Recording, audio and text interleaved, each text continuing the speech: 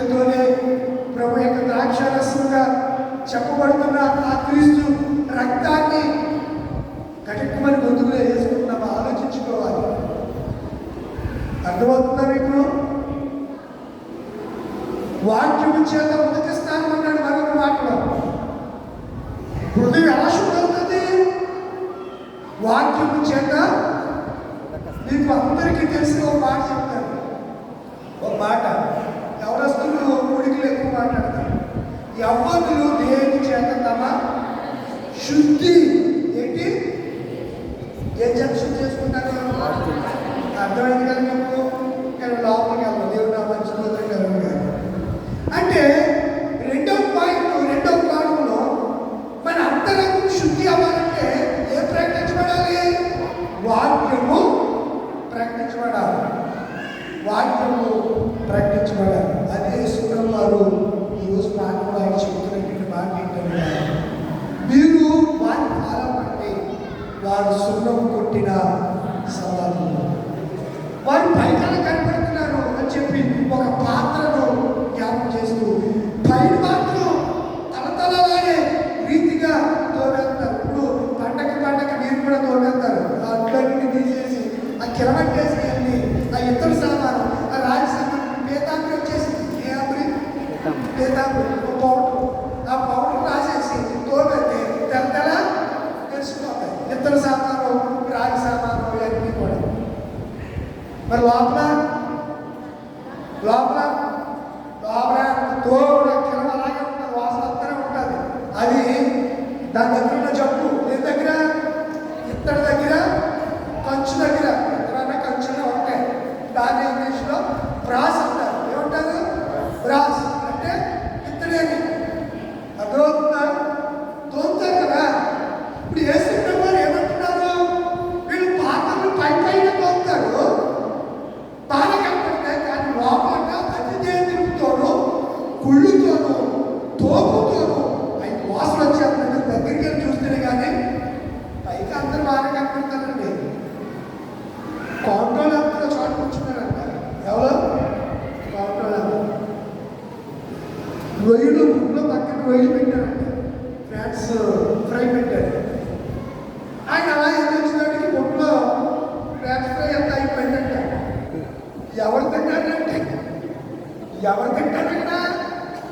అలా తినాలి. అప్పుడు అందరికీ తింటే ఎవరో ఏంటి ఆ పేపర్ లేదు, కౌంటర్ లేదు, అన్ని కులాలు అన్ని జాతులు. అందుకే ఇవాళ మార్కెట్లో ఎంత ఉంటుంది? ఇప్పుడు కూడా రేట్లు తగ్గుతలేదు. కార్తీక మాసంలో తగ్గుతాయి రేట్లు అంటే అప్పుడు కూడా రేట్లే. అప్పుడు తినేస్తున్నారు. శ్రమకాలంలో తగ్గుతాయి అనుకుంటే శ్రమకాలంలో తినేస్తున్నారు. ఎక్కడ తగ్గుతాయి రేట్ల? ఎప్పుడు తగ్గవు. డిమాండ్ అన్నది ఎప్పుడు కూడా రేటు తగ్గదు.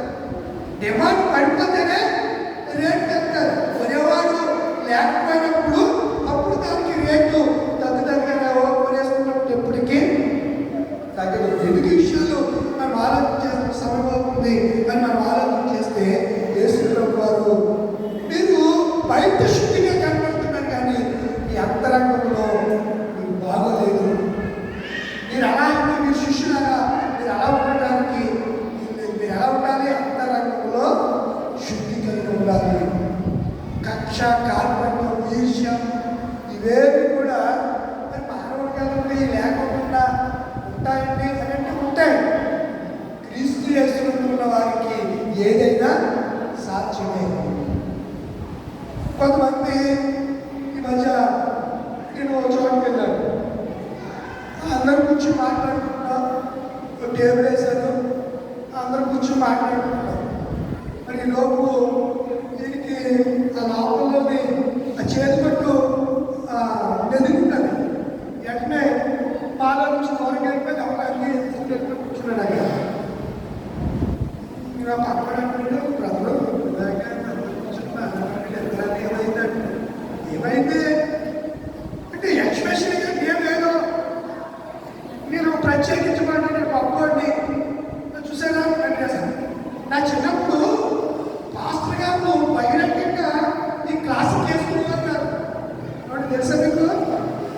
అందుకే బహిరంగంగా వేసుకునేవారు కాదు. మా చాటుకి వెళ్ళి వేసుకుని జాగ్రత్తగా నువ్వు తెలుసా మీకు? తెలుసా? ఇప్పుడు సినిమా హీరోలు ఇలా ఇప్పేంటి ఇలా కడిగేసుకోవడం అందుకే వేసుకున్నాం అన్నారు. ఇది రియాలిటీ అంటే రియాలిటీ. మా చిన్నప్పుడు పాస్టర్లు ఎవరు కూడా ఐటీని బహిరంగంగా వేసుకునేవారు కాదు. చూడలేదు అసలు, చూడలేదు నేను. ఈ మధ్యకాలంలో బహిరంగంగా ఎక్కడికన్నా నిలబడతాను, తెచ్చుకోవటం, తీసుకోవటం, వేసుకోవటం, మళ్ళీ పటాపటి ఇవ్వడం, బ్యాగ్లో బుక్కేయడం, భుజాన్ని వేసుకోవటం, కవర్ ఇచ్చుకోవడం, పరిగెట్టేయడం. వీళ్ళ గురించి మాట్లాడారు. మీరు ఆ సువార్త అంతా 23 అధ్యాయం స్టార్టింగ్ నుంచి కూడా అదే. మీలో బాధకులుగా వాళ్ళు చెప్తారు కానీ చేయరు, వాళ్ళు చెప్తారు కానీ చేయరు, వాళ్ళు చెప్పేటట్టు కానీ వాళ్ళని మీరు చేయొద్దు చేసుకొని చెప్పాడు. ఈ రాత్రి అంటాడు కదా, మీరు అంతరంగంలో ఏం కలిగి ఉండాలి? శుద్ధి కలిగి ఉండాలి. ఆ శుద్ధి ఎలా వస్తుంది? వాక్యం బట్టే వస్తారు. అంటే నువ్వు కొత్తగా జన్మించావు. ఎలీషా దగ్గరికి కొత్త కొండ వచ్చింది. కొండలు ఏమేశారు? ఉప్పేశారు. ఉప్పుకున్నారు, ఉప్పిస్తున్నారు. ఉప్పుకున్న గొడవ ఏంటి చెప్పండి? ఉప్పుకున్నటువంటి గొడవ చెప్పండి. గొడవ రుచి గురించి మాట్లాడతారు.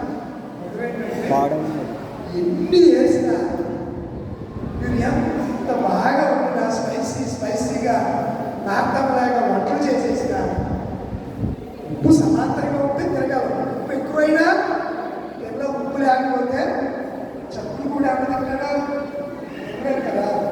అలా ఉప్పు ఎక్కువ తినొచ్చా? తినకూడదు, మీడియంగా తినాలి. ఉప్పు వేసిన వెంటనే ఓట్లు ఏమైపోయా? బాగుపడ్డాయి. వాక్యము మనలోనికి మనం ఆహ్వానించినప్పుడు, మన హృదయంలో నాటబడినప్పుడు మనం ఏం చెందాలి? రూపాంతరము చెందాలి.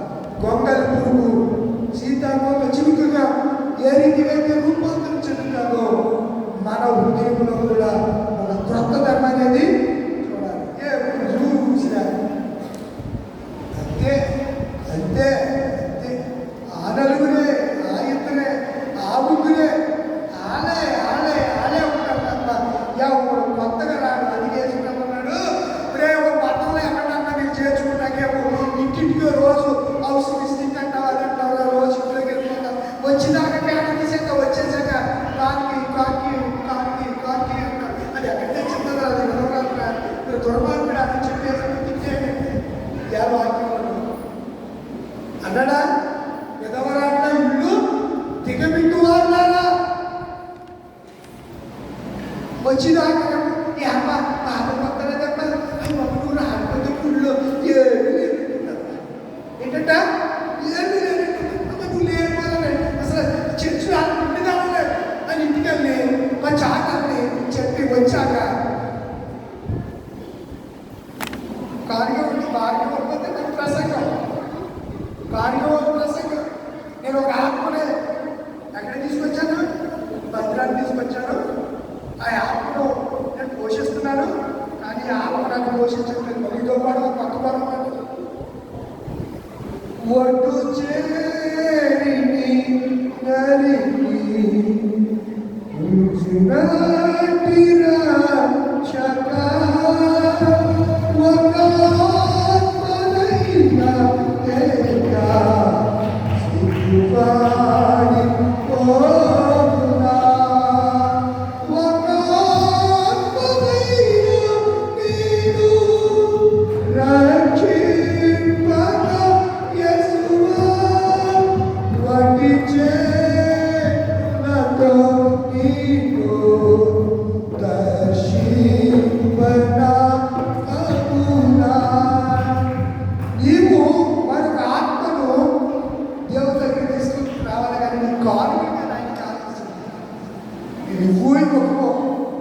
ఎవరైనా శక్తి సామర్థ్యాలు ఎక్కువ ఎవరైకపోతే ఇది కలిగిందంతా పూర్తిగా చక్కగా కుటుంబాన్ని పోషించుకో.